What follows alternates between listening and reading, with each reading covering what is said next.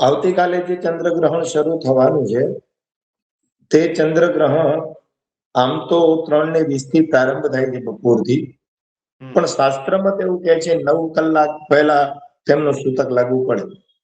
એટલે સવારે 6:20 થી 3:20 સુધી તેમનું સૂતક રહેશે. 3:20 થી ચંદ્રગ્રહણ ચાલુ થશે અને એ ચંદ્રગ્રહણ 6:20 થી 6:47 સુધીમાં સ્પષ્ટપણે જોઈ શકાશે. બરાબર. ભારતમાં જોઈ શકાશે આ?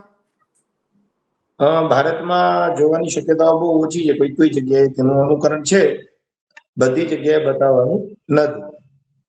બિલકુલ. ચંદ્રગ્રહણ જે છે તેમનું જ્યોતિષ શાસ્ત્ર ની અંદર શું મહત્વ રહેલું છે? ચંદ્રગ્રહણ આમ તો જ્યોતિષ શાસ્ત્રની દ્રષ્ટિએ બહુ ગંભીર વિષય છે.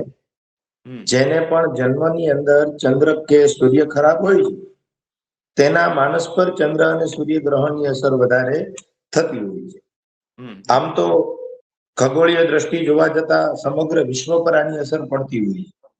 ચંદ્ર અને સૂર્ય ગ્રહણથી વ્યક્તિના જીવનમાં માનસ રીતે બદલાવ આવતા હોય. ચંદ્ર સૂર્ય ગ્રહણ નજીક આવતા વ્યક્તિના મન પર પણ અસર થતી હોય છે.